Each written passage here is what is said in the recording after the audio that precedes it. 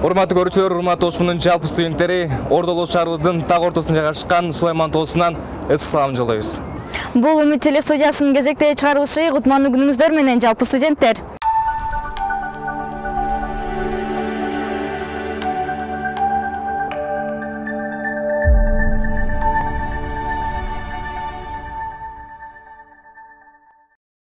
Сизге 3 логикалык суроо берем.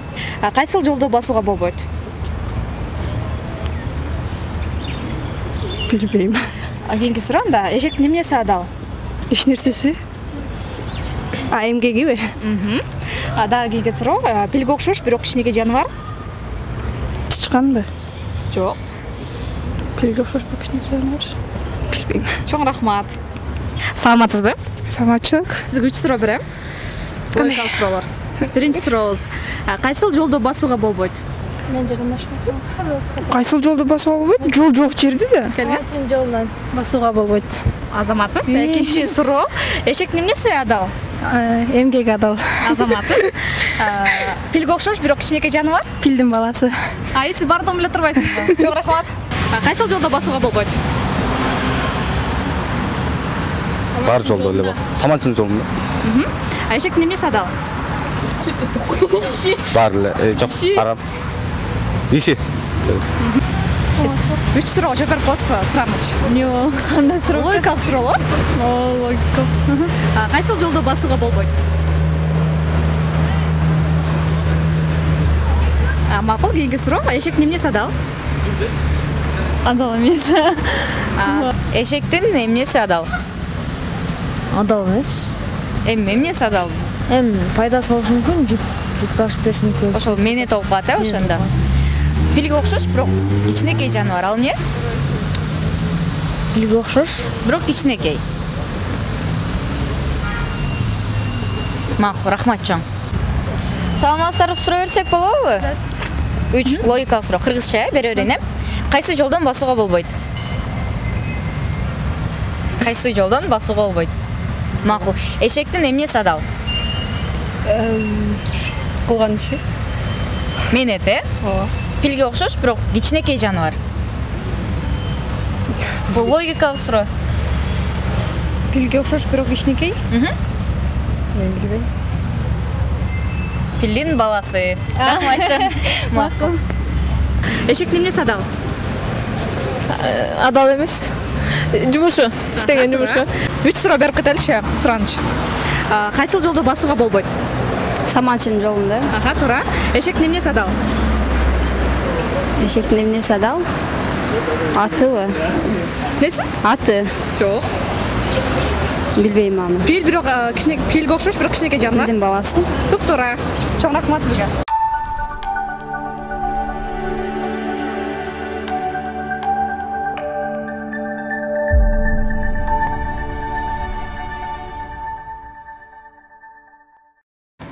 Чоңра, бул жакта ушунчалык кол сүрөттөр, жаныбарлар бар экен. Карасаң, тирүү сыяктуу сезилет.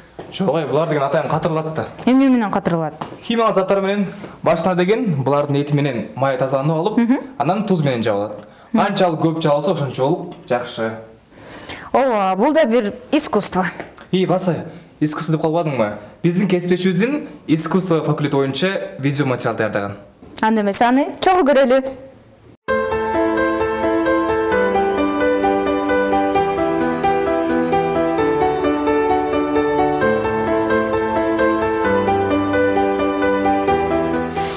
Адамдын жүрөгү дейт эмеспи? Биз бүгүн Ошмунун искусство факультетиндебиз. Эгерде сиз атактуу урчу, белгилүү дизайнер, сүрөтчүлөрдү көрүп жүрсөңүз, алардын баары дал ушул окуу жайдан билим алышкан. Анда биз таланттар таптаган заманбап окуу жай аталган искусство факультети боюнча жалпы маалымат берсек.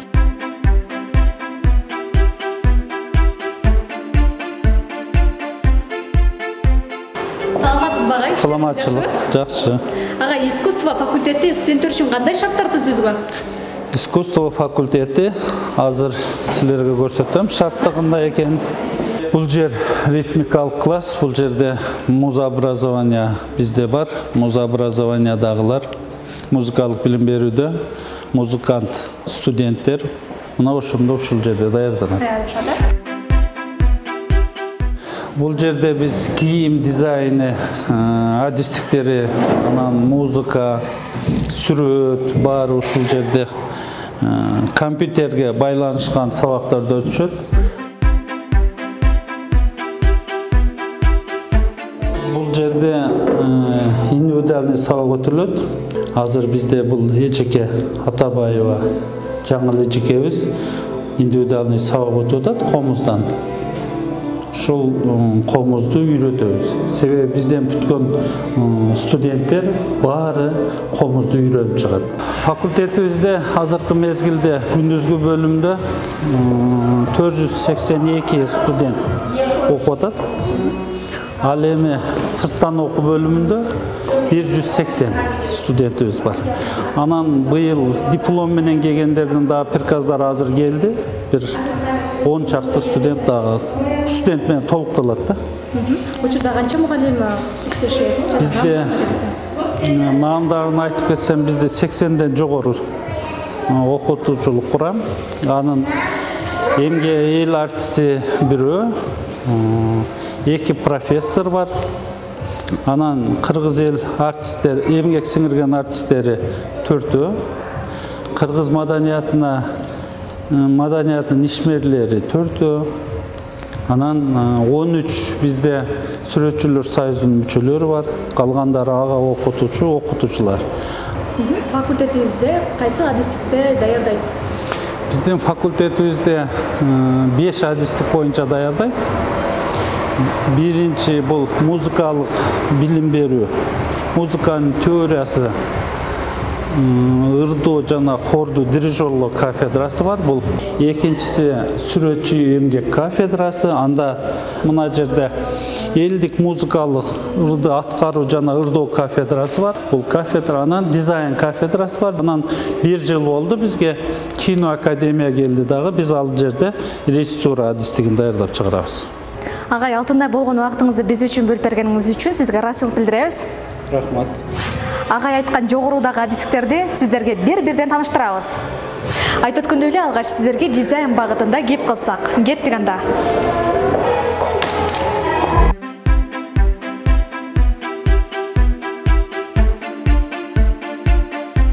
Окуу жай билим берүүдүн өндүрүшкө карай өнүгүүгө багытталган. Бул жерде көргөнүңүздөрдөй эле окуу менен практиканы бирге айкаштырышат. Саламатсызбы Эжеке? Саламатчылык. Дизайн багыты боюнча бизге тааныштырып кетсеңиз. Биздин адистеги дизайнер костюм боюнча адистиктерине келгенде эле бир кооз көйнөк тиге коюшпайт. Биринчи өзлөрүнүн меркасын алышат. Меркасын алгандан кийин бул калькага түшүрүшөт. Өзлөрүнүн ар бир студент өзүнүн размерине тиккисе кызыктуураак болот. Анан ар бир деталын бөлүп бычып чыгышат. Андан тышкары биздин студенттер бир эле кийим менен иштей бербестен курактарды дагы үйрөнсөк болот. Курактын түрлөрүн үйрөнсө болот. Мындай. Андан тышкары бизде бул машиналар атайын тигүүчү машиналар сайма саят турган машина. Студенттер үйрөнүшөт. Өзлөрү диплом иштерди жасаганда дагы көп. Себеби бул аябай кыйын. Мына жөнөкөй машиналарга караганда сайма сайыш кыйыныраак. Оверлок сөзсүз материалдар чычаланып кетпеш үчүн сөзсүз ар бир материалды оверлокко салынат. Оверлокко салынып бүтүп баары тигил бүткөндөн кийин сөзсүз мына пар үтүктөрдө үтүктөшүш керек. Студенттер эмгек кылып кийимдер жасагандан кийинчи өндүрүшкө чыгарышабы булар? Эгер бизде багы диплом иштер көбүнчө, себеби мына биринчи курс, экинчи курстар үйрөнүшөт да. Диплом иштер эгер ишканалар, жеке ишканалар жактырып калса, өзлөрүнчө келишим түзүп чыгарса болот.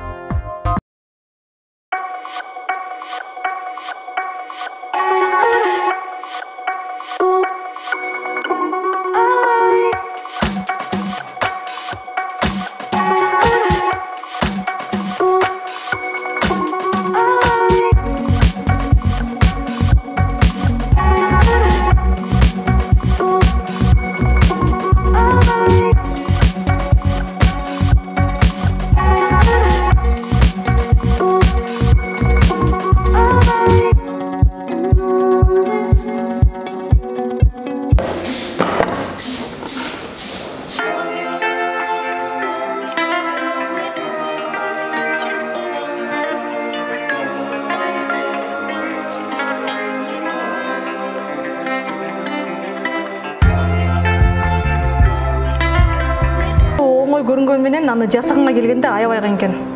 Аны мен эми билип атам.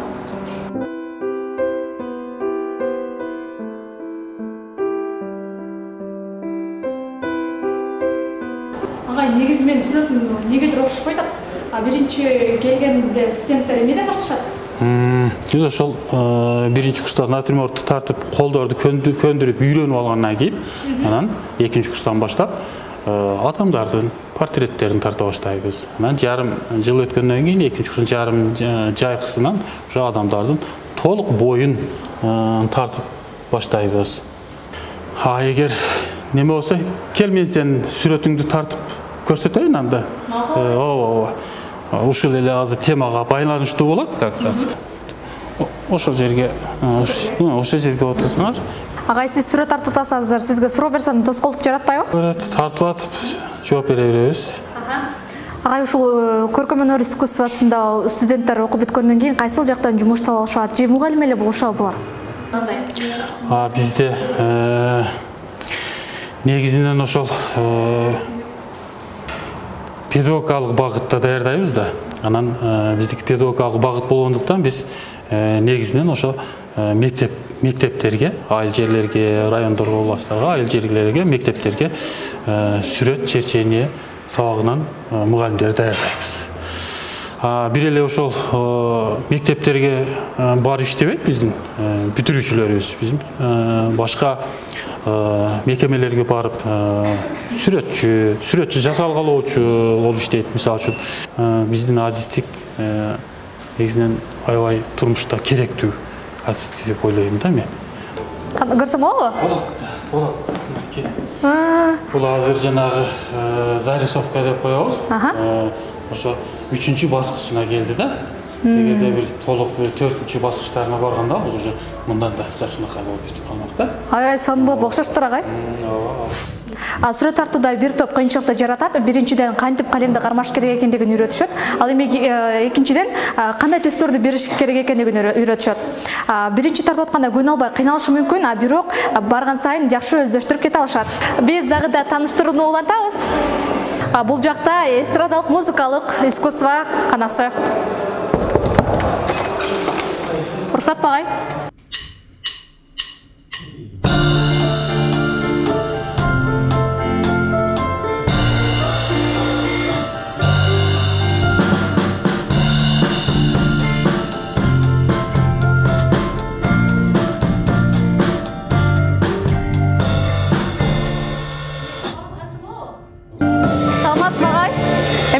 Катсын болобу?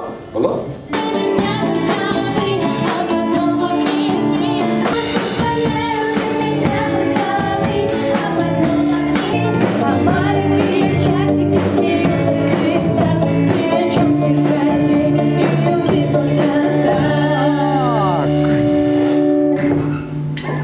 Негизи сабакты ушундай өтөсүздөрбү?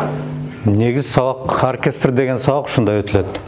Ырчыларды, ушундай аспапта ойногон адистерди даярдап чыгарабыз. 5 жылдын ичинде бардык аспаптарды ойноп чыгышат. Ооба, биздин ушул окуу программасында атайын родственный инструмент тектеш аспаптар деген сабак бар. Ошо тектеш аспаптар деген сабакта студент ушул жерде турган аспаптардын бардыгын деги ойноп чыгат да, мына клавишти, барабанды ойноп.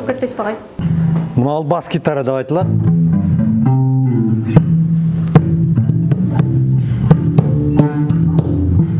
Эми бунун бас гитарандагы бул өтө музыканын фундаменти деп айтылат. Буну дагы өзү сразу ойноп кетиш кыйын. Ошон үчүн баягы нөлдөн баштайбыз да. Ошондо балдар акырын барып 5 жылда жакшы эле ойноп калат. Ошол. Анан кийин бул клавиш деген аспап. Буну менен дагы отуруп алып, ар бир бала менен отуруп жекече үйрөтөбүз. Сабак. Ушундай. Бул деген урма аспап деп айтылат. Буну менен дагы ушу балдарды ар бирин жекече отургузуп үйрөтөбүз. Деген ушундай эми чындыгында кыйын, сразу келип эле ойноп кетиш кыйын. Бунун үчүн Бул ансамбльді үйретіш үшін ошол окута турган мугалим бардыгы аспаптарды ойной билиш керек да. Сөйаны ойной билбесе, бул ансамбльді жетектеп, ансамбльді үйретіш кыйын болот. Ошон үчүн биз балдарды бардык аспапты жок дегенде орто деңгээлде ар бир аспап менен ойноп таанышып чыкканга окутуп атабыз да. Ошол биз өзгөчөлүгүбүз деп айтам. Чоң рахмат агай.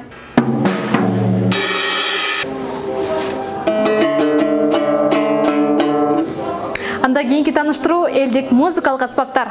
Инструменттер менен сиздерди тааныштырып өтөйүн. Муну биз урма аспап дейбиз. Дегенде булардын коллекциясы турат. Биз фольклордук, этнографиялык негизги ударды берүүчү. Ошондой эле биздин муну көкөр деп коебуз. Бул улуттук инструменттердин ичинен дагы бир өзгөчөсү, анткени бардык ретинде сонун берип тургучу инструмент. Биздин инструменттердин эң күчтүүсүн 3төн 1 дей турган болсок, бул кыяк өзгөчө инструмент. Уну менен студенттер бүгүнкү күндө аябай жакшы үйрөнүп жатышат. Бул темир оз комуз. Бул көчмөн элдердин баарында кездешкен оз комуз, темир оз комуз.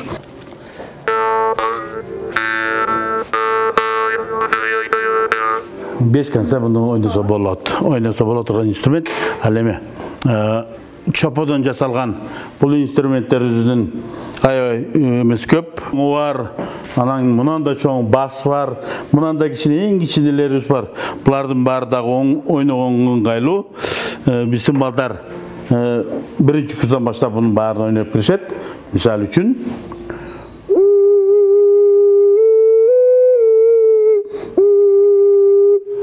сонун инструмент. Ал эми мунагы инструменттердин өзгөчөлүгү бар. Бизге агайыбыз жардамдасын. Кармасаңыз болот.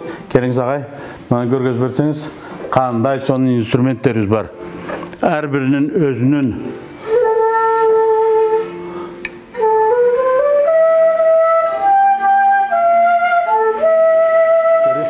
бардык студенттер үйрөнөт азыр. Бизге канча студент келсе, биринчи курстан баштап 4-чү курска чейин ойношот. Бул инструментибиз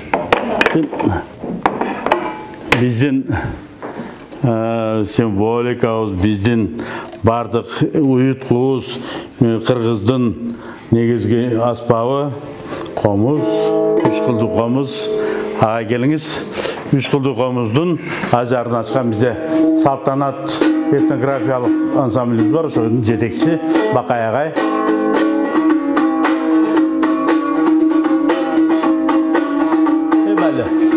Биринчи курстан 4-чү курска чейинки бардык балдар ушул инструмент ойношот. Биздин улуттук инструмент према кыяк дегенибиз. Мунун бас кыяк деген бар, мындан да чоңу бар. Оркестрде бул сөз коштолуу ойнолот. Мунун да угулушу аябай өзүнө жараша. Инструменттердин ичинен кыргыздарда жетиген деген инструмент чыкты. Жетиген инструментин биз өзүбүз дагы студенттерге эми үйрөтө баштадык. Анан мына жыгачтан биздин домуранын коштоочусу тоже эми инструменттер бар. Бул дагы эски улуттук инструменттерди бүгүнкү күндө жаңы формада балдарга үйрөтүүгө аракет кылып жатабыз. Азыр баягы жаштардын баары заманбап болуп, элдик аспаптарды билбей да калышты. Азыр бул берүүдөн кийин мен ойлойм бардыгы билишет деп.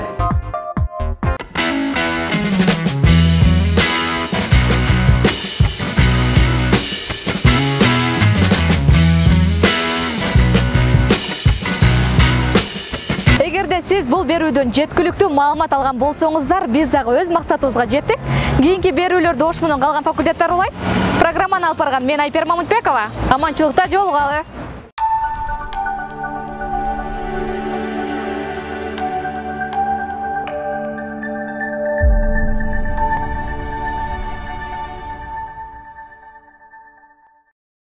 Мерим? Оу. Сулайман тоонун тарыхын билесиңби? Чынын айтсам, ошто жашап туруп тактаны билбейт экенмин. А сенчи? Мисалы мен кече күнү Сулайман Тоғыз боюнча фактыларды окудум. Анда сен менен бөлүшө кете? Демек, Сулайман Тоғыздын деңиз деңгээлинин бийиктиги 1176 метр түзөт.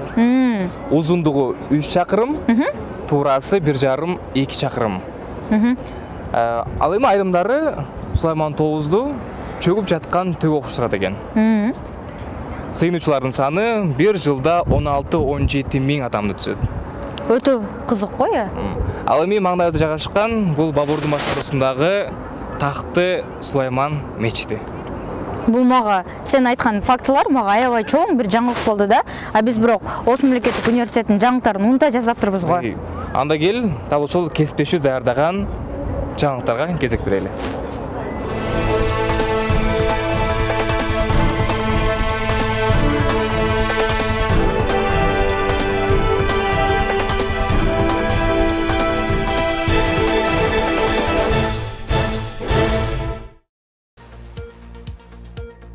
Төртүнчү дүйнөлүк көчмөндөр оюндарында Ош мунун студенти жана бүтүрүүчүсү ийгилик жаратты. Ардагер окутуучуларга жана кызматкерлерге сый-урмат көрсөтүлдү. Ош мунун окутуучулары эл аралык тарых мектебине катышууда.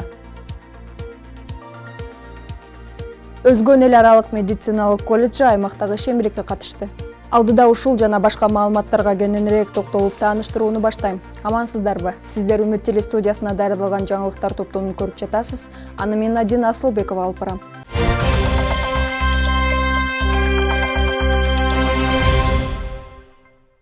Төртүнчү дүйнөлүк көчмөндөр оюндарында Ош мунун студенти жана бүтүрүүчүсү ийгилик жаратты. Казак күрөшү боюнча катышкан Динара Камчыбекова күмүш байгеге татыды. Ал колунан алган жаракатынан улам финалдык беттешке катыша алган жок. Динара Камчыбекова Ош мамлекеттик университетинин медицина факультетинин 3-чү курсунун студенти. Динара Камчыбекова дзюдо жана алыш күрөшү боюнча спорттун чебери. Буга чейин өткөн Азия чемпионатында күрөштүн классикалык түрү боюнча катышып, кол медалды жеңип алган. Ал эми Ош мунун бүтүрүүчүсү Элизада Момунжанова алтын байге утуп, 4-чү дүйнөлүк көчмөндөр оюндарынын чемпиону аталды. Элизада университеттин эл аралык мамилелер факультетин аяктаган. Кийинки оюндар 2024-жылы Казакстанда өтөт. Дүйнөлүк көчмөндөр оюндарында Кыргызстандын 148 спортчусу 11 спорттун түрүнөн күчүн сынашты.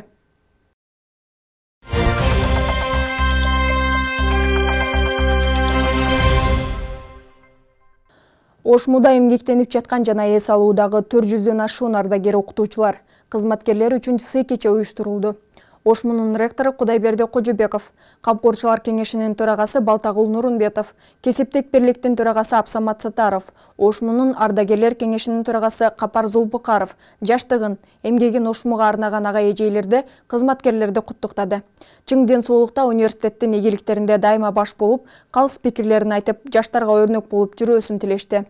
Кече Ош мунун медицина факультетинин кечки бөлүмүнүн фармацевтика адистигинде окуп жаткан 85 жаштагы Мамат Кулматов аксакалдагы конок катары чакырылды.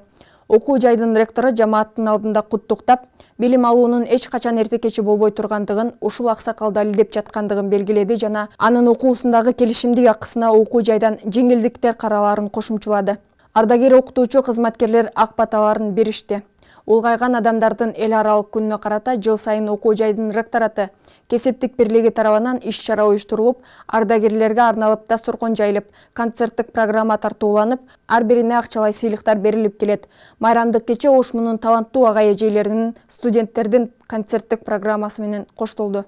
Урматтуу ага эжекелер, урматтуу биздин ардагер устаттар, биринчиден жогоруда белгиленгендей өзүмдүн атымдан, ректораттын атынан, жалпы ушул биздин Ош мамлекеттик университетинде иштеп жаткан ушул ортомун, жаш муундун атынан сиздерди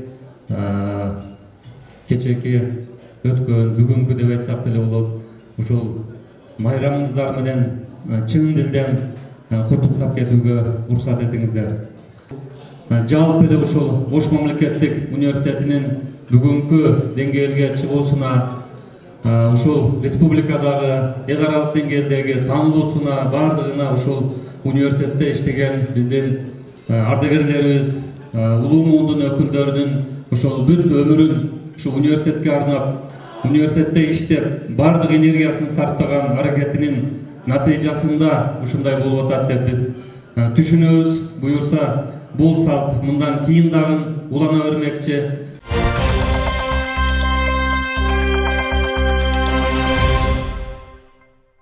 ОШМУнун студенттери Боорукердик үйүндө болушту. Университеттин эл аралык билим берүү программаларынын жогорку мектебинин директору Дилмурат Турсунов баштаган жамаат студенттер менен биргеликте Ош шаарындагы Боорукердик карылар жана балдар үйүндө болушту. Демилге көтөрүп барган жамаат окуу жайда уюштурулган Боорукердик акциясынын алкагында чогулган каражаттарга алынган күнүмдүк колдонуучу жеке гигиеналык каражаттарды, шириндиктерди, жылуу байпактарды, китептерди тапшырып, маанай көтөргөн концерттик программа тартуулашты. Иш-чара студенттерди Боорукердикке кайрымдуулукка тарбиялоо, эмгекке үндөө максатында уюштурулган.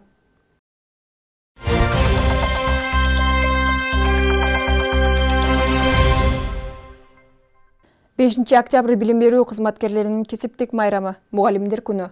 Майрамга карата ОШМУнун факультет колледждеринин студенттери майрам ээлерине эртең менен мугалимдерин даңктаган ырлар, шириндиктер, гүлдөр менен тосуп алышты. Мугалимдик иш түшүктүү иш, аны менен катар эле сыймыктуу иш. Анткени келечек муундардын окутуп, тарбиялап, турмуштун даңгыр жолуна багыт берип, адамдык сыпаттарды калыптандырып, эрезеге жеткирген бул мугалим. Караңгыны жарык кылган шамчырак сыяктуу адамзаттын дүйнө таануусун калыптандырган, жаратмандык жана атуулдук бийик рух менен эмгектенип жаткан да мугалим. Мугалимдик кесипти туу тутуп, күжүрмөн эмгек менен алып урушуп, чарчаганын билишпей, окуткан балдар менен сыймыктанып иштеп жатышкан учурдагы мугалимдерге таазим.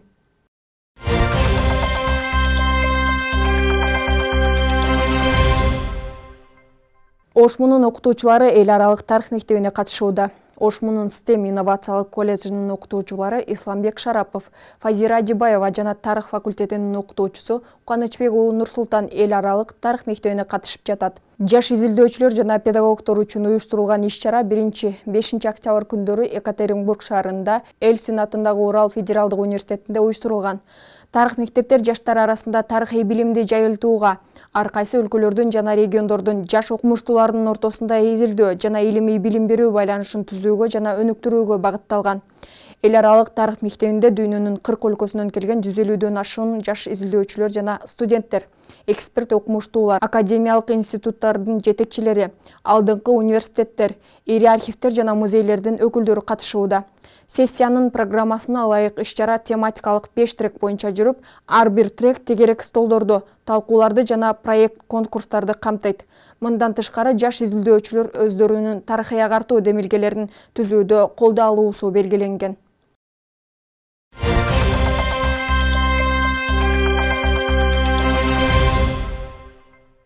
ОШМУнун Өзгөн эл аралык медициналык колледжинин студенттери ишембиликке чыгышты. Анда студенттер Ош-Бишкек унаа жолунун Ана Кызыл участогун тазалашты. Ишембилик Өзгөн району боюнча өткөрүлүп, ага колледждин 30дан ашуун студенти, Өзгөн районунун аймагындагы мекеме ишканалардын, жергиликтүү өз алдынча башкаруу органдарынын эмгек жамааттары катышты. Жыйынтыгында райондун 23 000 гектар жер аянты тазаланып, 125 000 тонна таштанды чыгарылды. Ишембилик Кыргыз Республикасынын президентинин 2022 жылдын 6 сентябрындагы номер 305 улуттук тазалык күнү жана 2023-2025 жылдар мезгилинде тиречилик калдыктарын иштетүү боюнча натыйжалуу инфраструктураны түзүү боюнча иш-аракеттер планы жөнүндө жарлыгынын негизинде өткөрүлдү.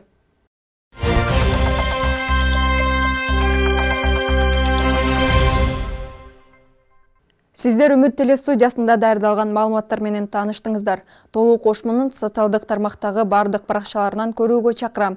Эфирде Адина Асылбекова болдум. Саламатта туруңуздар.